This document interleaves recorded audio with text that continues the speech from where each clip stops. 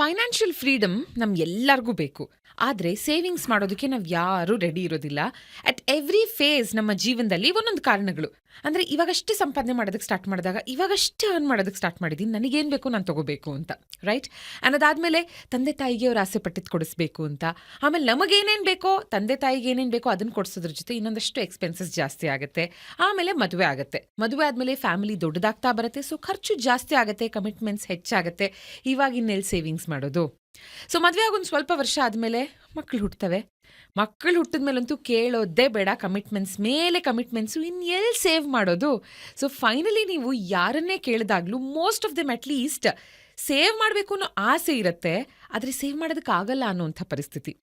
ಅಂಥವ್ರಿಗೆ ಇನ್ಫ್ಯಾಕ್ಟ್ ನಾವು basics of SIP ಮತ್ತು ಮ್ಯೂಚುವಲ್ ಫಂಡ್ಸ್ ಒಂದೂವರೆ ವರ್ಷಗಳ ಮುಂಚೆ ಇನ್ ಡೆಪ್ತ್ ವಿಡಿಯೋ ಮಾಡಿದ್ವಿ. ಅಂದರೆ ಮ್ಯೂಚುವಲ್ ಫಂಡ್ಸ್ ಅಂದರೆ ಏನು, ಹೇಗೆ ವರ್ಕ್ ಆಗತ್ತಿದು, ಹೇಗೆ ಇನ್ವೆಸ್ಟ್ ಮಾಡಬೇಕು, ರೈಟ್ ವೇ ಇನ್ವೆಸ್ಟ್ ಮಾಡೋದಕ್ಕೆ ಏನು, ಎಷ್ಟು ವರ್ಷ ಇನ್ವೆಸ್ಟ್ ಮಾಡಬೇಕು, ಇಲ್ಲಿ ಯಾಕೆ ಪೇಷನ್ಸ್ ಇಸ್ ದ ಕೀ, ಹೀಗೆ ಯು ನೇಮ್ ಇಟ್, FAQs ಎಲ್ಲವೂ ಇಟ್ ಇಸ್ ಆನ್ಸರ್ಡ್ ಈ ವಿಡಿಯೋದಲ್ಲಿ. ಸೊ ಈ ವಿಡಿಯೋನ ಡಿಸ್ಕ್ರಿಪ್ಷನಲ್ಲಿ ನಾನು ಅಟ್ಯಾಚ್ ಮಾಡಿರ್ತೀನಿ, ದಯವಿಟ್ಟು ಚೆಕ್ ಮಾಡಿ. ಅದನ್ನು ನೋಡಿ ಈ ವಿಡಿಯೋನ, ಅಂದರೆ ಇವತ್ತು ನಾವು ಮಾಡ್ತಿರುವಂಥ ವಿಡಿಯೋನ ನೀವು ನೋಡಿದಾಗ ಇನ್ನೂ ಡೀಟೇಲ್ಡ್ ಆಗಿ ನಿಮಗೆ ಸಾಕಷ್ಟು ವಿಷಯಗಳ ಬಗ್ಗೆ ಗೊತ್ತಾಗುತ್ತೆ. ನಾನು ಒಂದು 8-9 ವರ್ಷಗಳಿಂದ ಸ್ವಲ್ಪನಾದರೂ ಫೈನಾನ್ಷಿಯಲಿ ಸ್ಟೇಬಲ್ ಆಗಿ ಮೆಂಟಲಿ ಫೀಲ್ ಮಾಡ್ತಿದ್ದೀನಿ ಅಂದರೆ ನಾನು ಸ್ಟಾರ್ಟ್ ಮಾಡ್ಕೊಂಡಂಥ ಚಿಕ್ಕ ಚಿಕ್ಕ ಇನ್ವೆಸ್ಟ್ಮೆಂಟ್ಸ್ಗಳು ಇದಕ್ಕೆ ಕಾರಣ. ಆ್ಯಂಡ್ ಆಫ್ಕೋರ್ಸ್ ನಾನು ನನ್ನ ಇನ್ವೆಸ್ಟ್ಮೆಂಟ್ನ ಮಾಡ್ತಿರೋದು with financial adviser Srikanth Matrubai sir. Welcome to voice of Bengaluru. ನಮಸ್ತೆ, happy to be back here. Happy to have you back sir. So ಒಂದು 8-9 ವರ್ಷಗಳ ಮುಂಚೆ ನಾನು ನಿಮ್ಮನ್ನು ಬಂದು ಮೀಟ್ ಮಾಡಿದ್ದು, ಇವತ್ತಿಗೂ ನಾನು ಅದೇ ಅನ್ಕೊಳ್ತೀನಿ, that was one of the best decisions. ಯಾಕಂದರೆ ಆನಂತರ ನಾನು ಒಂದು 14 ವರ್ಷಗಳ ಕಾಲ ಮಾಡಿದಂಥ ಒಂದು ಪ್ರೊಫೆಷನ್, ಅದನ್ನು ಬಿಡಬೇಕು ಅಂದಾಗ ಒಂದು ಕಾನ್ಫಿಡೆನ್ಸ್ ಇತ್ತು. ಯಾವುದೂ ವರ್ಕ್ ಆಗಲಿಲ್ಲ, ಏನೂ ಇಲ್ಲ ಅಂದರೆ ಇಟ್ಸ್ ಓಕೆ, ಇದೆಲ್ಲ ಲಿಕ್ವಿಡಿಫೈ ಮಾಡಿಬಿಟ್ಟು ಈ ಕ್ಯಾಶ್ನ ತೊಗೊಂಡ್ಬಿಡೋಣ, ನಾನೇನು ಸೇವ್ ಮಾಡಿಟ್ಟಿದ್ದೀನಿ. ಅದು ಒಂದು ಚಿಕ್ಕ ಅಮೌಂಟೇ ಇರಬಹುದು, ಬಟ್ ಅವತ್ತಿನ ದಿನಕ್ಕೆ it was a very big life changing. ಇದು ನನಗೆ ಡಿಸಿಷನ್ ನಾನು ತೊಗೊಳ್ಳೋದಕ್ಕೆ ಹೆಲ್ಪ್ ಮಾಡಿದಂಥ ಒಂದು ವಿಷಯ. ಇಲ್ಲಿ power of compounding, no wonder ಇದನ್ನ 8th wonder of the world ಅಂತ ಕರೀತಾರೆ. ಸೊ ನಿಮ್ಮ ಹತ್ರ ಬಂದು ಮಾತಾಡಿದಾಗ್ಲೂ ನೀವು ಅದೇ ಹೇಳಿದ್ರಿ ನಮಗೆ, ಅಂದರೆ ಕನ್ಸಿಸ್ಟೆನ್ಸಿ ಇಸ್ ದ ಕೀ. ಒಂದು 15-20 ವರ್ಷಗಳ ಕಾಲ ಇನ್ವೆಸ್ಟ್ ಮಾಡಬೇಕು ಅಂತ, ಬಟ್ ಥ್ಯಾಂಕ್ಫುಲಿ ಟಚ್ ವುಡ್ ಅದನ್ನ ಯಾವುದೂ ಲಿಕ್ವಿಡಿಫೈ ಮಾಡುವಂಥ ಸನ್ನಿವೇಶ ಬರಲಿಲ್ಲ. ದೇವರ ದಯೆಯಿಂದ ಕೈ ತುಂಬ ಕೆಲಸ ಆ್ಯಂಡ್ ನಿಮ್ಮಂಥ ಒಳ್ಳೊಳ್ಳೆ ಜನರ ಆಶೀರ್ವಾದ, ಸೇವಿಂಗ್ಸ್ ಕಂಟಿನ್ಯೂ ಆಗ್ತಾ ಇದೆ. Thank you so much for that. So more than that ನಾನು ಹೇಳಬೇಕು, your discipline is what is helping you. ಸುಮಾರು ಜನ ಶುರು ಮಾಡ್ತಾರೆ, ಬಟ್ ಏನೋ ಒಂದು ಅಟ್ರಾಕ್ಷನ್ ಬೇರೆ ಕಡೆ ಹೋಗ್ಬಿಡ್ತಾರೆ. So you stuck to what was given and that's why you are successful. Thank you sir. By the way, ನೀವೇ ನಮ್ಮ ಪ್ರೀವಿಯಸ್ ವಿಡಿಯೋಲಿ ಹೇಳ್ತೀರಾ ದಟ್ ಕಳೆದ ಒಂದು 130+ ಇಯರ್ಸ್ ಆಫ್ ಮ್ಯೂಚುವಲ್ ಫಂಡ್ಸ್ನ ಹಿಸ್ಟ್ರಿನಲ್ಲಿ ಒಂದೇ ಒಂದು ಮ್ಯೂಚುವಲ್ ಫಂಡ್ ಸಹ ಲಾಸ್ ಆಗಿಲ್ಲ, ಕ್ಲೋಸ್ ಆಗಿಲ್ಲ. So it's one of the safest bet ನಾವು ತಗೊಳ್ಳೋದಕ್ಕೆ. ಆದರೆ ಮೋಸ್ಟ್ ಆಫ್ ದೆಮ್ಗೆ ಇದೊಂಥರ ಕಬ್ಬಿಣದ ಕಡಲೆ, ರೈಟ್? ಅಂಥವ್ರಿಗೆ ಬೇರ್ ಮಿನಿಮಮ್ ಆಫ್ 500,000 ನೀವು ಇನ್ವೆಸ್ಟ್ ಮಾಡಬಹುದು ತಿಂಗಳಿಗೆ ಅಂದಾಗ, ವಾವ್ ಹೌದಾ ಅನ್ನೋ ಒಂದು ಪ್ರಶ್ನೆ. ಬಟ್ ಎಲ್ಲಿ ಒಂದು ರೈಟ್ ವೇ ಇರಬೇಕು. ಎಲ್ಲರೂ ಶ್ರೀಕಾಂತ್ ಮಾತೃಬಾಯಿ ಸರ್ ಹತ್ರ ಬರೋಕ್ಕಾಗಲ್ಲ ಅಲ್ವಾ? ಇವತ್ತಿನ ದಿನ ಸುಮಾರು ಆ್ಯಪ್ಸ್ ಇದೆ, ವೆಬ್ಸೈಟ್ಸ್ ಇದೆ, people are spoiled for choices. ಎಲ್ಲಿಂದ ಸ್ಟಾರ್ಟ್ ಮಾಡಬೇಕು? So first of all thank you for invite me again. It's a pleasure, honour. And whenever education ಇದ್ದಾಗ ನನಗೆ ಭಾಳ ಖುಷಿ. I will always be there. Thank you. So investment ಅಂದರೆ first point ಏನು, ನಾವು ಅರ್ಥ ಏನು ಮಾಡ್ಕೊಬೇಕಂದ್ರೆ ಸೇವಿಂಗ್ ಇದೆ, ಇನ್ವೆಸ್ಟ್ಮೆಂಟ್ ಇದೆ. ಸೊ ಒಂದು 10 ಜನ ಕೆಲಸಕ್ಕೆ ಸೇರ್ಕೊಂಡಾರ ಅಂದ್ಕೊಳ್ಳಿ ಒಂದು ಆಫೀಸ್ಗೆ. ಅವ್ರು 10 ಜನನು 30 ವರ್ಷ ಕೆಲಸ ಮಾಡ್ತಾರೆ. 30 ವರ್ಷ ಆದ್ಮೇಲೆ ರಿಟೈರ್ ಆದಾಗ 10 ಜನದಲ್ಲಿ ಒಂದಿಬ್ರು ಸ್ವಂತ ಮನೆ, ಸ್ವಂತ ಬಂಗ್ಲೋ ಮಾಡಿರ್ತಾರೆ. ಒಂದಿಬ್ರು ಓಕೆ ಅಂದ್ಬಿಟ್ಟು ಸ್ವಲ್ಪ ಮನೆ ಮಾಡಿರ್ತಾರೆ. ಒಂದಿಬ್ರು ಬಾಡಿಗೆ ಮನೆ ಇರ್ತಾರೆ. ಇನ್ನೂ 4 ಜನ ಮೊದಲಕ್ಕಿಂತ ಕಮ್ಮಿ ಆಗಿಬಿಟ್ಟಿರ್ತಾರೆ. ಎಲ್ಲರಿಗೂ ಸೇಮ್ ಸ್ಯಾಲರಿನೇ, ಎಲ್ಲರಿಗೂ ಒಂದೇ ಥರ ಲೈಫ್ ಸ್ಟೈಲ್. ಆದರೆ ಏನಕ್ಕೆ ಹಿಂಗಾಯ್ತಂದರೆ, ಬಿಕಾಸ್ ಎಲ್ಲರಿಗೂ 1 ಲಕ್ಷ ಇನ್ಕಮ್ ಬಂದಾಗ ಸ್ವಲ್ಪ ಜನ ಖರ್ಚು ಮಾಡಿಬಿಟ್ಟು ಆಮೇಲೆ ಸೇವಿಂಗ್ ಮಾಡ್ತಾರೆ. ಆದರೆ ಯಾರು ಫಸ್ಟ್ ಸೇವಿಂಗ್ ಮಾಡಿ ಆಮೇಲೆ ಖರ್ಚು ಮಾಡ್ತಾರೆ ಅವರೇ ಲೈಫಲ್ಲಿ ಮುಂದೆ ಬರೋದು. ನಾವು ಫಸ್ಟ್ ಇನ್ಕಮ್ ಬಂದಿದ ತಕ್ಷಣ ನನ್ನ ಕರೆಂಟ್ ಬಿಲ್ ಏನು, ನನ್ನ ವಾಟರ್ ಬಿಲ್ ಏನು, ಮಕ್ಕಳು ಫೀಸ್ ಏನು, ಈ ಥರ ಹೆಂಗೆ ನಾವು ತೆಗ್ದಿಡ್ತೀವಿ ದುಡ್ಡು, ಅದೇ ಥರ ಇನ್ವೆಸ್ಟ್ಮೆಂಟ್ಗೆ ಇದು ನನ್ನ ಫ್ಯೂಚರ್ಗೆ EMI, ಇದು ನನ್ನ ವೆಲ್ತ್, ನನ್ನ ರಿಟೈರ್ಮೆಂಟ್ಗೆ EMI ನಾನು ಇವಾಗಲೇ ಕಟ್ತಾ ಇನ್ಬಿಟ್ಟು ಸಪ್ರೇಟಾಗಿ ಇಟ್ಬಿಟ್ರೆ ಆಟೋಮೆಟಿಕ್ ಅವ್ರ ಲೈಫ್ ಸರಿ ಬರುತ್ತೆ. ಸೊ ಇನ್ವೆಸ್ಟ್ಮೆಂಟು 500 ರೂಪಾಯಿಂದ ಶುರು ಮಾಡ್ಬೋದು. ಸೊ ಸುಮಾರು ಜನ ಹೇಳ್ಬೋದು 15 ಬರೆಯದೇ ಇನ್ಕಮ್ 15,000, 500 ರೂಪಾಯಿ ಎಲ್ಲಿ ಮಾಡಲಿ ಅಂದರೆ, you have to start somewhere. ಇವಾಗ ನೀವು 500 ರೂಪಾಯಿ ಸೇವ್ ಮಾಡೋಕ್ಕಾಗಿಲ್ಲ ಅಂದರೆ ಮುಂದೆ ನೀವು ನಿಮ್ಮ ಇನ್ಕಮ್ 5 ಲಕ್ಷ ಆಗಲಿ ನೀವು ಸೇವ್ ಮಾಡಲ್ಲ. ಅದೊಂದು ಹ್ಯಾಬಿಟ್ ಇದ್ದಂಗೆ. ಸೊ ಹ್ಯಾಬಿಟ್ನ ಬೆಳೆಸ್ಕೊಬೇಕು. ಸೊ ಇದಕ್ಕೊಂದು ಸ್ಟೋರಿ ಹೇಳ್ತೀನಿ. ಹಾ. ಓಕೆ. ಸೊ ಒಂದು ಬಾಬಾ ಇದ್ರು. ಅವರು ಎಲ್ಲ ಮನೆಗೆ ಹೋಗ್ಬಿಟ್ಟು ಭಿಕ್ಷೆ ಕೇಳೋರು ಅವರು. ಸೊ ಒಂದು ಮನೆಗೆ ಹೋಗ್ತಾನೆ ಇದ್ರು. ಆ ಓನರ್ ಯಾವಾಗಲೂ ಹೇಳೋದು, ಇಲ್ಲಪ್ಪ ಇಲ್ಲ ನಮ್ಮ ಹತ್ರ ಮುಂದೆ ಹೋಗು ಅನ್ನೋದು. ಅವನು ಬಾಬಾ ಬಿಡ್ತಾ ಇರಲಿಲ್ಲ. ಯಾವಾಗಲೂ ಹೋಗ್ಬಿಟ್ಟು ಬಾಕ್ಲು ತಟ್ಟೋದು, ಭವಿತಿ ಭಿಕ್ಷಾ ಅಂದಿವಿ ಅಂತ ಕೇಳೋದು. ಅವ್ನು ಶಿಷ್ಯ ಹೇಳ, ಸರ್ ಅವ್ನು ಕೊಡಲ್ಲ ಸ್ವಾಮಿಗಳೇ, ಅಲ್ಲಿ ಹೋಗೋದು ಬೇಡ ಅನ್ನೋದು. ಇಲ್ಲ ನೋಡೋಣ ಅಂದ್ಬಿಟ್ಟು ಎವ್ರಿ ಡೇ ಹೋಗ್ತಾಯಿದ್ದು. ಒಂದ್ಸಲಿ ಅವ್ನು ಓನರ್ ಆಚೆ ಬಂದು, ಏನು ಸ್ವಾಮಿ ನಾನು ಹೇಳ್ತಾ ಇದ್ದೀನಿ ಏನೂ ಇಲ್ಲ ಅಂದ್ಬಿಟ್ಟು, ಏನು ಕೊಡಲಿ ನಿಮಗೆ, ಕೊಡೋಕ್ಕೆ ಇದ್ರೆ ತಾನೇ ಕೊಡೋಕ್ಕೆ ಅಂತಾನೆ. ಇಲ್ಲಪ್ಪ ಅಲ್ಲಿ ನಿಮ್ಮ ಮನೆಯಲ್ಲಿ ಮರಳು ಸಿಕ್ಕಿ ಬಿದ್ದಿದೆಯಲ್ಲ ಅದೇ ಕೊಡು ಅಂತಾನೆ. ಮರಳು ತೊಗೊಂಡು ಏನು ಮಾಡ್ತೀರಾ ಅಂದ್ಬಿಟ್ಟು, ನೀನು ಕೊಡಪ್ಪ ಪರವಾಗಿಲ್ಲ ಅಂತಾನೆ. ಆಯ್ತು ಮರಳು ಇಸ್ಕೊಂಡು ಹೋಗ್ತಾನೆ. ಅವ್ನು ಶಿಷ್ಯ ಕೇಳ್ತಾನೆ, ಏನು ಸ್ವಾಮಿ ಮರಳು ಇಸ್ಕೊಂಡ್ರಿ ಇದು ತೊಗೊಂಡು ಏನು ಮಾಡೋದು ಅಂದ್ಬಿಟ್ಟು. ಇಲ್ಲಪ್ಪ ನಾನು ಇವತ್ತು ಮರಳು ಇಸ್ಕೊಂಡಿದ್ದೀನಿ, ಅವ್ನಿಗೊಂದು ಹ್ಯಾಬಿಟ್ ಮಾಡ್ತಾಯಿದ್ದೀನಿ, ನಾನು ಸೇವಿಂಗ್ ಹ್ಯಾಬಿಟ್ ಮಾಡ್ತಾಯಿದ್ದೀನಿ. ಸೊ ಇವತ್ತು ನನಗೆ ಮರಳು ಕೊಡ್ತಾನೆ, ನಾಳೆ ನನಗೆ ಕಿತ್ತೋಗಿರೋ ರೊಟ್ಟಿ ಕೊಡ್ತಾನೆ, ತೊಂದರೆ ಇಲ್ಲ. ಆದರೆ ಇದೇ ಹ್ಯಾಬಿಟ್ ಅವ್ನು ದಿನ ಕೊಡೋ ಹ್ಯಾಬಿಟ್ ಬಂದುಬಿಟ್ರೆ ಮುಂದೆ ನಾನು ಊಟನೂ ಕೊಡ್ತಾನೆ ಅವನು. ನಾನು ಅವನಿಗೆ ಹ್ಯಾಬಿಟ್ ಮಾಡಿಸ್ತಾ ಇದ್ದೀನಿ. ಸೊ ಈ ಥರ ಒಂದು ಹ್ಯಾಬಿಟ್ ಬರಬೇಕು. ಒಂದು ಹ್ಯಾಬಿಟ್ ಬಂದುಬಿಟ್ರೆ automatically your life will be good. So ನಾವು ಹೆಂಗೆ ಬ್ರಷ್ನ ಮಾಡ್ತೀವಿ, ಹ್ಯಾಬಿಟ್ ತಾನೆ. ಸೊ ಬ್ರಷ್ ನಾವು ಹೆಂಗೆ ಬಿಡೋದೇ ಇಲ್ಲ, ನಮ್ಮ ಅಲ್ಲೂ ಚೆನ್ನಾಗಿರ್ಬೇಕು, ಇರಲೇಬೇಕು. ಈ ಥರ ನಿಮ್ಮ ಫೈನಾನ್ಷಿಯಲ್ ಲೈಫ್ ಸರಿಯಾಗಿರ್ಬೇಕು ಅಂದರೆ you have to save and you have to invest. ಆಯ್ತು ಸರ್, ನಾವು ಮಾಡ್ತೀವಿ. Best mutual funds for beginners ಹೇಳಿ ಅನ್ನೋರ್ಗೆ ಏನು ಹೇಳ್ತೀರಾ ಸರ್? ಸೊ ಬೆಸ್ಟ್ ವರ್ಸ್ಟ್ ಅಂದ್ಬಿಟ್ಟು ಯಾವುದೂ ಇಲ್ಲ. ಸೊ ನೀವು ಬೆಸ್ಟ್ ಅಂದ್ಬಿಟ್ಟು ಹುಡ್ಕೊಂಡ್ರೆ ಹುಡ್ತಾನೆ ಇರ್ತೀರಾ, ನಿಮಗೆ ಸಿಗೋದಿಲ್ಲ. ಎಂಥ ಫೈನಾನ್ಷಿಯಲ್ ಅಡ್ವೈಸರ್ ಹೋದ್ರೂ is also searching for the best. So ನೀವು ಶುರು ಮಾಡಿದಾಗ ಏನು ಶುರು ಮಾಡ್ಬೋದಂದರೆ ಈ ಇಂಡೆಕ್ಸ್ ಫಂಡ್ ಅಂದ್ಬಿಟ್ಟಿರುತ್ತೆ. ಸೊ ನಿಫ್ಟಿ ಇಂಡೆಕ್ಸ್ ಫಂಡ್ ಇರಲಿ, ಸೆನ್ಸೆಕ್ಸ್ ಇಂಡೆಕ್ಸ್ ಫಂಡ್ ಇರಲಿ, ಅದನ್ನಲ್ಲಿ ಇನ್ವೆಸ್ಟ್ ಮಾಡಿ. ಸೊ ಅದರಲ್ಲಿ ಇಂಡಿಯಾನಲ್ಲಿರೋ ಬೆಸ್ಟ್ 50 ಕಂಪನೀಸ್ ಇರುತ್ತೆ. ಈ ಥರ ಇಂಡಿಯಾನಲ್ಲಿ 8,000 ಕಂಪನಿ ಇದೆ. 8,000 ಕಂಪನಿ ನಾನು ಯಾವ್ದು ಹೂಡಿಕೆ ಮಾಡಲಿ? ಇಲ್ಲ 2,800 ಮ್ಯೂಚುವಲ್ ಫಂಡ್ ಇದೆ, 2,800 ಮ್ಯೂಚುವಲ್ ಫಂಡ್ ಯಾವ್ದು ಮಾಡಲಿ? ಸೊ ಬೆಸ್ಟ್ ಯಾವುದಂದರೆ ಒಂದು ಇಂಡೆಕ್ಸ್ ಫಂಡ್ ಆಗಿಬಿಡಿ. ಸೊ ಇಂಡಿಯಾ ಹೆಂಗೆ ಬೆಳೆಯುತ್ತೆ ಆ ಥರ ಬೆಳೆಯೋದು ಅದು. ಸೊ ನಿಮಗೆ ಏನು ಟೆನ್ಷನ್ ಇಲ್ಲ, ಫಂಡ್ ಮ್ಯಾನೇಜರ್ ಟೆನ್ಷನ್ ಇಲ್ಲ, ನೀನು ಯಾವುದು ಕಂಪನಿ ಆಗಬೇಕು ತೆಗಿಬೇಕು ಅನ್ನೋದು ಯಾವುದು ತೊಂದರೆ ಇಲ್ಲ. ಅದ್ರ ಪಾಡ್ಗೆ ಅದು ಒಳ್ಳೆ ಕಂಪನಿ ಬರುತ್ತೆ, ಅದ್ರ ಪಾಡ್ಗೆ ಅದು ಕೆಟ್ಟ ಕಂಪನಿ ಆಚೆ ಹೋಗುತ್ತೆ. ಸೊ ನಾನು ಹೇಳ್ಬೇಕಂದ್ರೆ 1986ಇಂದ ಈ ಸೆನ್ಸೆಕ್ಸು ಮತ್ತು ನಿಫ್ಟಿ ಯಾವಾಗಿಂದ ಶುರು ಆಗಿದೆ, ಅವಾಗ ಸುಮಾರು ಒಳ್ಳೆ ಕಂಪನಿಗಳು ಬಂದಿದೆ, ಸುಮಾರು ಕೆಟ್ಟ ಕಂಪನಿಗಳು ಆಚೆ ಹೋಗಿದೆ. ಸೊ ಒಂದು ಕಂಪನಿ ಒಂದು ಮನುಷ್ಯ ಒಂದು ದೇಹ ಇದ್ದಂಗೆ. ಆದರೆ ಈ ಸೆನ್ಸೆಕ್ಸು ಅದೊಂದು ಆತ್ಮ ಇದ್ದಂಗೆ. ಸೊ ದೇಹ ಹೋಗ್ಬಿಡುತ್ತೆ, ನಶಿಸುತ್ತದೆ, ಆತ್ಮ ನಶಿಸಲ್ಲ. ಆ ಥರ ಸೆನ್ಸೆಕ್ಸು ನಿಫ್ಟಿ ಯಾವತ್ತೂ ನಶಿಸಲ್ಲ, ಯಾವಾಗಲೂ ಬೆಳ್ಕೊಂಡೇ ಹೋಗ್ತಾ ಇರುತ್ತೆ. So best option invest in the index fund to begin with. ಆಮೇಲೆ ನಿಮಗೆ ಧೈರ್ಯ ಬಂದಮೇಲೆ, ಕಾನ್ಫಿಡೆನ್ಸ್ ಬಂದರೆ then you start the investments. Nifty 50 ಬೆಸ್ಟ್ ಅಂತೀರಾ? ನಿಫ್ಟಿ 50 ಇಲ್ಲ Sensex 30. Okay. Index fund, index ಅಂದರೆ ಸೆನ್ಸೆಕ್ಸ್ 30 ಇಲ್ಲ ನಿಫ್ಟಿ 50 ಶುರು ಮಾಡೋಕೆ ಇದನ್ನ ಮಾಡಿ, then you can scale up. Also invest ಮಾಡೋದಕ್ಕೆ ಸ್ಟಾರ್ಟ್ ಮಾಡಿದಾಗ ಸ್ಟಾರ್ಟಿಂಗಲ್ಲಿ ತುಂಬ ಮಾನಿಟರ್ ಮಾಡ್ತೀವಿ, ಪ್ರತಿ ತಿಂಗಳು ಮಾಡ್ತೀವಿ, ಪ್ರತಿ ವರ್ಷ ಮಾಡ್ತೀವಿ, ನಾವು ಮಾಡಿದ್ದೀವಿ ಅದನ್ನು. ಒಂದು ಹೇಳ್ಬಹುದಾ ಸರ್, ಇಲ್ಲಿ ಪಾಸ್ಟ್ ಪರ್ಫಾರ್ಮೆನ್ಸ್ ಖಂಡಿತ ಫ್ಯೂಚರ್ ರಿಸಲ್ಟ್ನ ಪರ್ಸ್ಪೆಕ್ಟಿವ್ ಕೊಡೋದಿಲ್ಲ ಅಂತ? Yes definitely. ಸೊ ಇವಾಗ ನೀವು ಜಿಮ್ಗೆ ಹೋಗ್ತೀರಾ, ಜಿಮ್ಗೆ ಹೋಗಿದ ತಕ್ಷಣ ವಿತಿನ್ 1 ಮಂತ್ ನಿಮ್ದೇನು ಬಾಡಿ ಸ್ಟ್ರಕ್ಚರ್ ಇದೆ ಚೇಂಜ್ ಆಗಲ್ವಲ್ಲ. It will take it's own sweet time. 3 ತಿಂಗಳು 6 ತಿಂಗಳು ಆದಮೇಲೆ 1 ವರ್ಷ ಆದಮೇಲೆ ಆವಾಗ ಸ್ವಲ್ಪ ರಿಸಲ್ಟ್ಗಳು ಬರುತ್ತೆ. ಈ ಥರ ಇನ್ವೆಸ್ಟ್ಮೆಂಟಲ್ಲೇ ಇರಲಿ, ಇದೇ ಥರ ನಮ್ಮ ಇನ್ವೆಸ್ಟ್ಮೆಂಟು ಅಷ್ಟೇ, it will take time. So ನೀವು ದಿನ ನೋಡ್ತಾ ಇದ್ದೀನಿ ನಂದು ತೂಕ ಕಮ್ಮಿ ಆಗಿಲ್ಲ, ಜಿಮ್ಗೆ ಹೋಗ್ತಾ ಇದ್ಬಿಟ್ಟು ನೀವು ಜಿಮ್ ಬಿಟ್ಟರೆ ಯಾರು ಲಾಸ್? ಅದು ನಿಮಗೆ ಲಾಸು. ಈ ಥರ ನೀವು ಇನ್ವೆಸ್ಟ್ಮೆಂಟ್ ಮಾಡಿದಾಗ you should not expect immediate results. ಇದು ಮ್ಯಾಜಿಕ್ ಅಲ್ಲ, ಇದು it will take it's own sweet time. ಆಮೇಲೆ ಆರಾಮಾಗಿ ರಿಟರ್ನ್ಸ್ ಬರುತ್ತೆ. ಕರೆಕ್ಟ್. ಆ್ಯಂಡ್ ಆಲ್ಸೋ ಸುಮಾರು ಜನರಿಗೆ SIP ಅಂದ್ರೇನು, ಮ್ಯೂಚುವಲ್ ಫಂಡ್ ಏನು, ಇದೆರಡರ ಮಧ್ಯೆ ಕನ್ಫ್ಯೂಸ್ ಆಗುತ್ತೆ ಅನ್ನೋರಿಗೆ SIP is a method of investing ಅಲ್ವಾ? ಬಟ್ ಮ್ಯೂಚುವಲ್ ಫಂಡ್ಸ್ ಅನ್ನೋದು ಇಟ್ಸ್ ಆಕ್ಚುಯಲ್ ಇನ್ವೆಸ್ಟ್ಮೆಂಟ್ ಪ್ರಾಡಕ್ಟ್. ಇದನ್ನ ಅರ್ಥ ಮಾಡ್ಕೊಂಡಾಗ ತುಂಬಾ ಈಸಿ ಆಗುತ್ತೆ ನಮಗೆ ಇನ್ವೆಸ್ಟ್ಮೆಂಟ್ ಅನ್ನೋದು. ವೈಲ್ ಟಾಕಿಂಗ್ ಅಬೌಟ್ ಇನ್ವೆಸ್ಟಿಂಗ್, ಸುಮಾರು ಜನರಿಗೆ ಮತ್ತೊಂದು ಕ್ವೆಶ್ಚನ್ ಇರುತ್ತೆ. ಆಯ್ತು ಸರ್, ನಾವು ಸ್ಟಾರ್ಟ್ ಏನೋ ಮಾಡ್ಬಿಡ್ತೀವಿ, ಮಧ್ಯದಲ್ಲಿ ಏನೋ ಒಂದು because of some circumstances, unavoidable circumstances midway ನಾನು ಸ್ಟಾಪ್ ಮಾಡಿದ್ರೆ ಓಕೆನಾ, ಅಥವಾ ಮಧ್ಯೆ ಒಂದು 2-3 ತಿಂಗಳು, ಕಪಲ್ ಆಫ್ ಮಂತ್ಸ್ ಅಥವಾ ಇಯರ್ಸ್ ಮಿಸ್ ಮಾಡಿದ್ರೆ ಓಕೆನಾ? ಸೊ ಇವಾಗ ನಾನು ಸಿಂಪಲ್ ಆಗಿ ಹೇಳ್ತೀನಿ, ನೀವು ಉಸಿರಾಡೋದು ಮಧ್ಯದ ಸ್ಟಾಪ್ ಮಾಡಿದ್ರೆ ಓಕೆನಾ? ಮಾಡ್ಬೋದು, but you have to do 1 or 2 time. ನೀವು ಪ್ರಾಣಾಯಾಮ ಕಲ್ತಿದ್ರೆ ಮೇ ಬಿ 15 ನಿಮಿಷ ಈ ಥರ ಎಲ್ಲ ಮಾಡ್ಬೋದು. ಈ ಥರ SIP ನಿಲ್ಲಿಸೇ ಬಿಟ್ಟರೆ ನೀವು ಟೆಂಪರರಿ ಸೀರಿಯಸ್ ಇಶ್ಯೂ ಇದೆ 1-2 ತಿಂಗಳಾಗಲ್ಲ ಅಂದರೆ okay, it is accepted. But ನಾನು ಪರ್ಮನೆಂಟಾಗಿ ಸ್ಟಾಪ್ ಮಾಡಿಬಿಡಿದೆ ಅಂದರೆ that is the most critical dangerous thing. So ನೀವು ಶುರು ಮಾಡಿ ಸ್ಟಾಪ್ ಮಾಡೋದು ಮಾತ್ರ one of the worst things, ಅದು ಮಾತ್ರ ಮಾಡಬಾರ್ದು.